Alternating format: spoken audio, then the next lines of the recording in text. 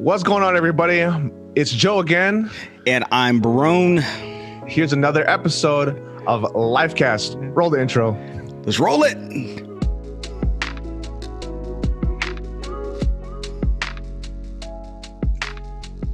Barone, so the last few weeks, people have been looking forward to this video game, actually. It's Spider-Man. It's a Spider-Man video game called Miles Morales. Man, I'm just like a complete novice. Like I feel like I really should know more about video games, but if it's not Minecraft or what's that other one, Fortnite, I'm a little bit, maybe 2K. I'm a little bit lost, man. Tell me about this one, man. What's going on with it? So it's an exclusive coming out on the PS4 or PS5 coming out, and in this particular video game, I was watching a video of this guy on Twitter watching the trailer for it. And in this version of Spider-Man, I don't know too much about the comic universe and everything like that, but in this version of the game, Miles Morales, he's a 13-year-old and he has an African-American father and a Puerto Rican mother. And so in the trailer, you see Miles going through the streets of New York City in Brooklyn, and there's like this Puerto Rican festival going on in the street. And the gamer who was watching it was a Puerto Rican, and he just started to cry. He said, he's like, oh, sorry guys, hold on. Like, let me get it together. Like, I've never felt this way watching a trailer for a video game before. And he said, I guess representation really matters. I see myself in this game.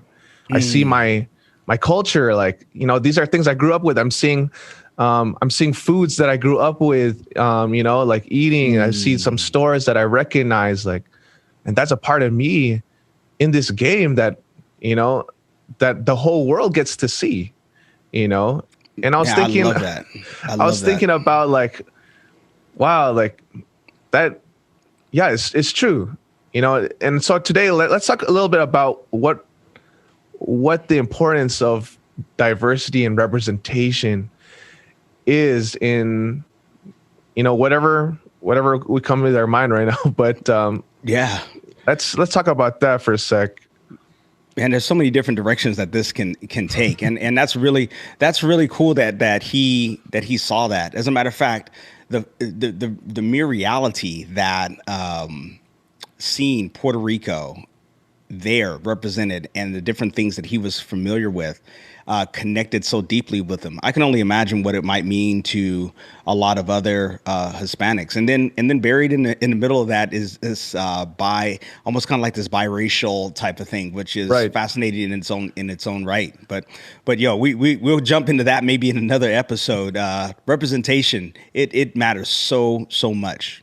Right, absolutely. And thinking about, reminded me of just a month ago, of the passing of Chadwick Boseman. With the Black Panther, the King, right? Yeah, T'Challa, man. I mean, it just hit the Black community so hard because for the first time, we really had a huge and there've been other Black superheroes, but man, Black Panther skyrocketed to the top by far. I mean, it's the number 3 movie of all time. I mean, the only 2 ones that outpaced it have been Avatar. Avatar is number 1, and that dropped in like 2009. And then you had Star Wars, one of the Star Wars movies. I think when it came out in 2015. I can't remember exactly which one it was. It's those 2, and then it's Black Panther.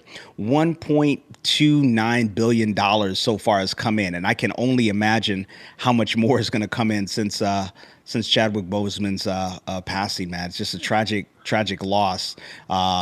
And a lot of Black kids in the community saw Black Panther and identified with a Black superhero. Diversity matters, man. It really does. It's major. I think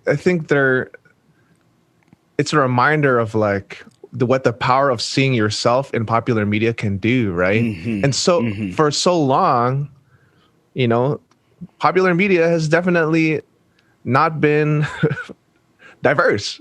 Right. You Right. know, when it Right. comes to race, yes, and ethnicities, but also Mm-hmm. with, with genders as well. I'm thinking, just come to mind, the Avengers, right? Yeah. When they had that scene with all the women heroes come and do stuff Mm. together, Mm-hmm. and just Mm-hmm. Mm-hmm. own up the situation. I remember the first time seeing that, it was so cool, and I remember reading online, like, people being upset of being like, can we go back to the dudes or something? And like, it's always been about the dudes before, like. Right. Right. And so, like, what does it look like like, now entering into moments of inclusion for more people? Like, I don't know, man. Yeah, it's so huge. And, one of the things that's really amazing about this area, because this whole idea of diversity goes a couple of ways. One, gender diversity, and then racial diversity. Joe, it's been proven, especially for Black students, that they perform better in school when they have a Black teacher that they can look to, turn to, and be educated by in their education system. It's a huge thing, and one of the things that has been a huge push in Black communities is to get more educators and more teachers. I know that's a conversation that's happening right now at Loma Linda and other schools as well, but specifically to Loma Linda Academy's campus, where they are making intentional efforts to diversify the campus and to make sure that there's representation there, because leadership realizes that this is an important issue that needs to be addressed, and they want to be able to do that because they see the value of it. And it's not that they haven't had, there's a number of Black teachers that are there at Loma Linda, but even more representation really can help make a difference in the life of a student and their success. It is a huge, huge, huge deal. Absolutely. And it makes total sense, Hmm. thinking about, you can relate to someone that you can imagine had, I mean, can share similar experiences to how you grew up in your culture and Right. things like that, right? Even, talking into other ethnicities, like, simple diversity, not simple diversity, that's the wrong thing, but simply to have diversity in Hmm. all aspects of our life Hmm. can help us be more, one, even if it's not the teacher or the mentor is not from your, you don't share the same ethnicity. If Hmm. it's someone different, Hmm. we broaden our understanding of the world Hmm. and of other communities by connecting with someone different than us, right? Yeah, absolutely. And there's some connectivity between being a minority that everyone can kind of relate to. Mm, There's certainly is a history of treatment for Black Americans here in America. There certainly is a history for that. We cover that. We talk about that throughout time. We celebrate it during the month of February, even though it's oftentimes said, I am Black. It's true. I'm Black all year long, not just in the month of February. It's true. But other minority groups have the same experiences of to one degree or another of being ostracized, not being respected. Um, uh, the whole journey here to America for some minority groups can be very similar, whether you're traveling from a country in the Asian part of the world, or you're right. coming and you're immigrating from Africa, or you're immigrating from even Australia or other places like that. Wherever you may come from, that whole process may be a little bit different for some, but there's a lot of similarities. And being able to connect with that and understand the struggle is real, man. It can be helpful, but as just like we started to show off at the top, there's nothing like seeing your own. That Right. makes a huge difference. Yeah. Absolutely. During the time of this filming, of this recording, Hmm. we're in Hispanic Heritage Month. Hmm. Hmm. And one of the things that the student chapel teams have been intentional about is including a focus on our Hispanic students and faculty. And that has come from the bigger conversation about like, how do we celebrate the differences that we have together? Because it's important to celebrate the sameness and the things that we share, but there are also beauties in the differences that we have. And so, we started with, you mentioned February, Black History Month, and it's only recently in the last 3 years, I would say, that something has been really like intentionally done during Black History Month. And, so in chapel specifically, we've been having different speakers and different segments in chapel that we want students to say, like, there's some of me in there, right? And I don't think this is the end goal or anything like that. I think this is, some of the beginning steps in ways that we can include the experience of other students, ethnicity wise, in our education life. I mean, now we're transitioning to education, but can you share real quick about like your thoughts on Black History Month and maybe why that matters?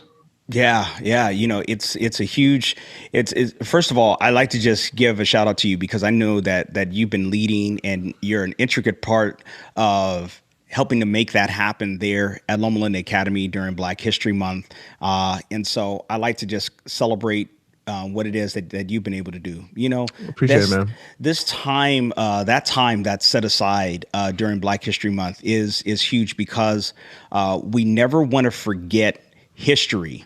We certainly don't want to repeat certain parts of history. So it's important that we remember where we went wrong.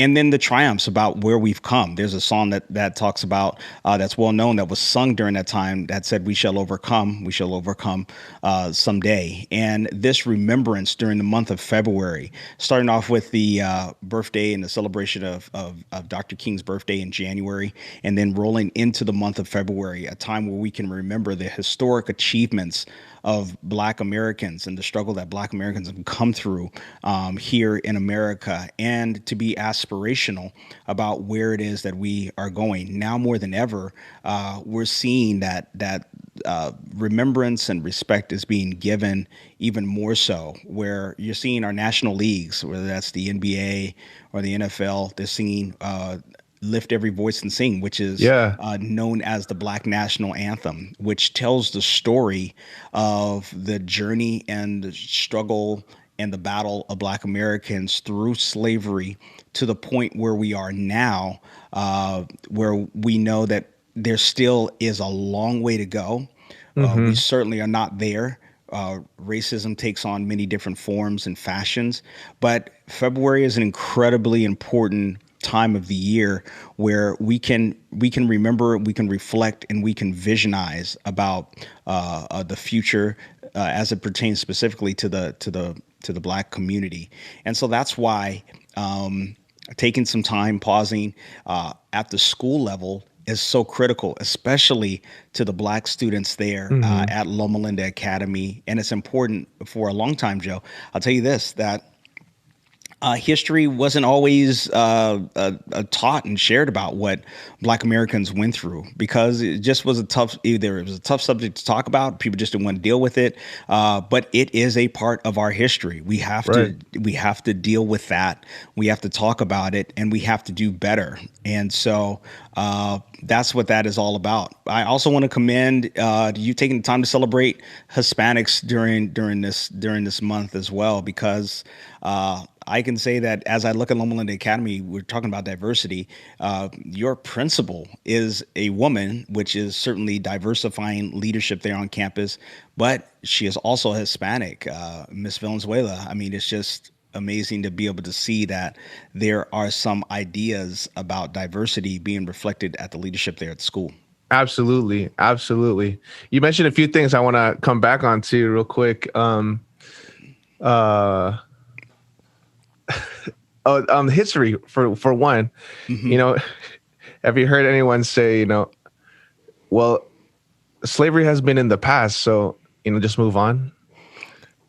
Oh yeah, for sure. For sure. mercy, right? Absolutely. Yeah. Yeah. And I agree, like not with that statement, but with the fact that you're saying like there's there's always things we can learn from it, and definitely just moving on doesn't mean forgetting about what has been done in the past, you know. Hmm. And you mentioned lift every voice and sing, you know. To be honest, like that, I got educated on that song this last February when we did Black History Month, and Hmm. we had several artists come in and share different versions of that song. Hmm. And it it's a powerful song, definitely. Yeah. And to see the reaction of our Black students specifically, and the reflection that they have after the whole school joining in to sing that song together. I mean, it's a moving experience, definitely. You know, Yeah. that I never imagined was going to be the reaction. All I got was the understanding that, you know, this is something that is meaningful to some of our students. I said, let's try it, you know. Even Yeah. at the junior high, I'm talking about the junior high level real quick. Like when we planned, it was last year, I think, was the first time we did Black History Month. Hmm. When I started doing ministry at the junior high, and I called for, I made an announcement to the campus, like, if anyone is interested in planning Black History Month, you know, come meet me at lunch at this certain time. Hmm. And it was incredible, the show of students, That's awesome. of the Black students specifically, who showed up and said, I want to be part of this, and I want to, you know, I Mm. want to I want to share with our school like what my culture is about. And they Hmm. really stepped in and made a very meaningful program. Four chapels we did in that this last year. Hmm. And yeah, I feel like we are in a we are we have a group of students right now that are ready to take it to the next level, to, you Hmm. know, to say like, here's what we can do better, and Hmm. here's what we would like to see and we would like to share for our campus. It's just unfortunate that we're online right now, though. Yeah, well, it is, and I just want to say, for some people who listen to that and they say, "Oh, just last year, you just started last year, or just 3 years ago, you just started 3 years Right, ago," right. different things. Like, we could find things to argue about, and I'd like to just talk about that for just a hot second. It's easy to be able to go back and say, "Oh my goodness, you're just now," but I'd like to focus on what is happening right now, the decision that's been made, and then moving forward, to be able to do that better. Of course, we reflect and we look back. This is part of the historical issue that a lot of this really kind of incorporates, is a lot of history.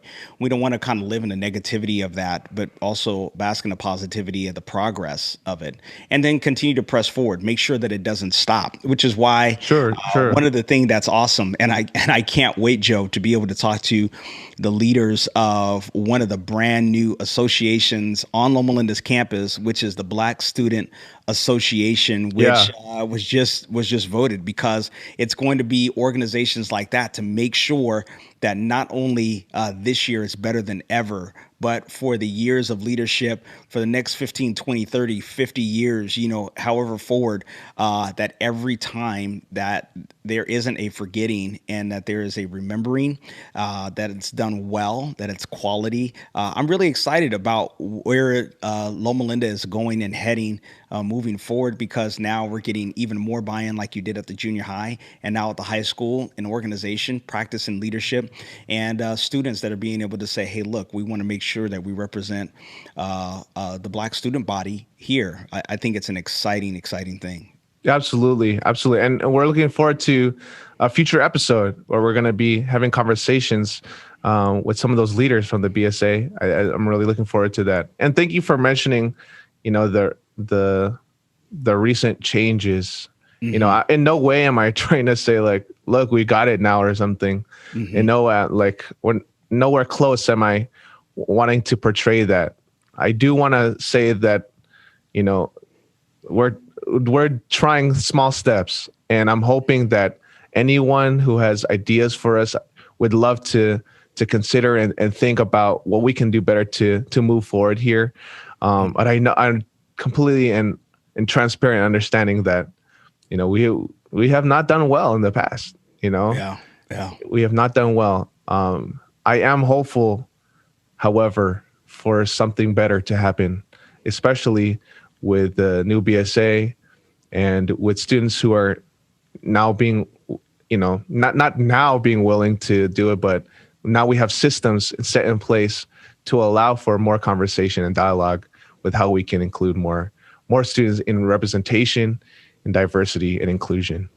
Yeah, and the thing that's exciting is that not just at the student level, but also at the leadership, at the teaching level, the administrative level, because that's huge too. Because it all works together, right? So as students are able to connect and be able to see changes that are reflected in leadership, they also feel empowered. So I love the commitment of the school to be able to do that. I know that.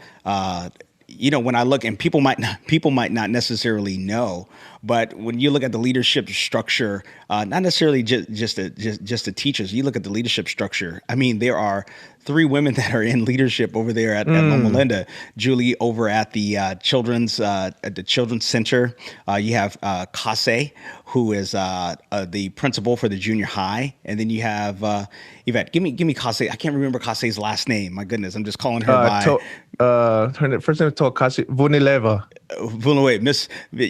Miss Villanueva, and then Miss Valenzuela there. Yes. I mean, both Mrs. V's. Both Miss V's, right there. And my apologies for mispronouncing at all. But when you look at that, Chaplain Joe, I mean, it's just great to be able to see. It's empowering to women to see that. And then you have women who are there's some cultural diversity that's happening there. There's work for Loma Linda to do. Absolutely. Mm-hmm. I'm not saying that the work is done. I'm saying that when you look at it, it looks very different today than how it looked 10 years ago. And that's a representation of progress. But at the student level, I want to empower the students to continue to carry on change, to make changes, and to do that. So kudos to the administration, and hopefully, Joe, do you think we can maybe try and invite the leader, the president, the other student leaders of the BSA that just was formed, and maybe interview them? I mean, I'd love to hear what they're thinking about this whole. I think that's a great idea. Yeah, I think that's going to be good. Let's do that. Look out for the future episodes. Definitely. We'll have them as guests. Absolutely. Well, Pastor Brown, appreciate your time. And we'll look forward to talking once again in the next episode. This is Livecast. Feel free to shoot some messages. Give us a tweet or something like that. If any thoughts about the podcast. Any closing thoughts, man? Yeah, I'd like to give a shout out to a Black-owned business. I love IE. I'm rocking their hat right now on the shirt. You know what I'm saying? Supporting a Black business, diversifying my closet there. So if you've never heard of them, I love IE. They have a spot over at Victoria Gardens and other places online. I'd like to give that as a shout out. And then also, I'd like to say to all of the Hispanic students out there that I appreciate you lifting your voices during this awareness.